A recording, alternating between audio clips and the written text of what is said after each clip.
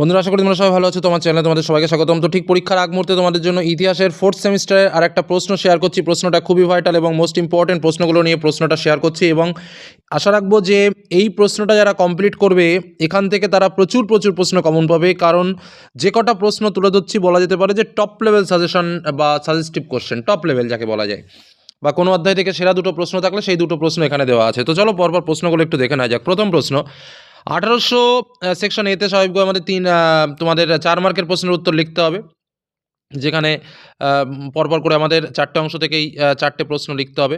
তো প্রথম প্রশ্ন আমাদের দুটি প্রশ্নের মধ্যে থেকে যে কোনো একটি প্রশ্নের উত্তর দিতে হবে এবং তোমরা সবাই জানো যে তোমাদের সময় 2 ঘন্টা এবং টোটাল মার্কস 40। তো চলো প্রথম প্রশ্ন কী রয়েছে, 1858 খ্রিস্টাব্দে ভারত শাসন আইনের শর্তগুলো কী ছিল? দ্বিতীয় প্রশ্ন, সিপাহী বিদ্রোহকে জাতীয় বিদ্রোহ বলা হয় কেন? ওকে।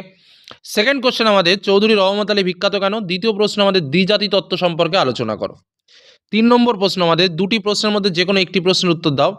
ভারতের প্রথম পরিকল্পনার ত্রুটিগুলো কী কী ছিল আর তার সঙ্গে ভারতীয় সংবিধানে লিপিবদ্ধ মৌলিক কর্তব্যগুলো কী কী? পরবর্তী প্রশ্ন, সুভাষচন্দ্র বসু কেন জাতীয় কংগ্রেসের সভাপতি পদ বর্জন করেছিল এবং তার সঙ্গে আরেকটা প্রশ্ন, গান্ধীজি কেন ভারত ছাড়ো আন্দোলনের ডাক দেয়?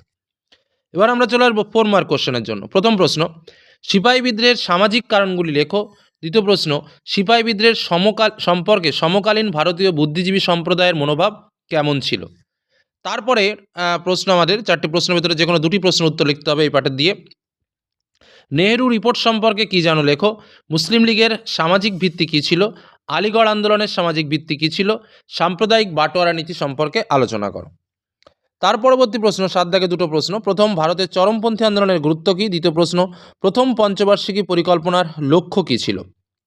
এবার আমরা চলে আসবো পরবর্তী প্রশ্ন, 8 দাগের প্রশ্ন, যেটা হচ্ছে সিন্ধু জল চুক্তি সম্বন্ধে একটা টিকা লেখো এবং বাংলাদেশের মুক্তিযুদ্ধে ভারতের অবদান কী আলোচনা করো। নেক্সট আমাদের সেকশন সি থেকে আমাদের 8 মার্কের কোশ্চেন, দুটো প্রশ্ন এখানে স্পেশালভাবে তুলে ধরা। প্রথম প্রশ্ন, মুসলিম সমাজের পুনর্জীবনে সৈয়দ আহমদ ও আলিগড় আন্দোলনের ভূমিকা কিরূপ আলোচনা করো এবং তার সঙ্গে যেটা প্রশ্ন, নেতাজি সুভাষচন্দ্র বসুর অবদান মূল্যায়ন করো স্বাধীনতা সংগ্রামে, বা আজাদ হিন্দের বিভিন্ন বিভাগ বা আজাদ হিন্দের যে কার্যাবলী সেই বিষয়ক প্রশ্ন কিন্তু একটা দিতে পারে।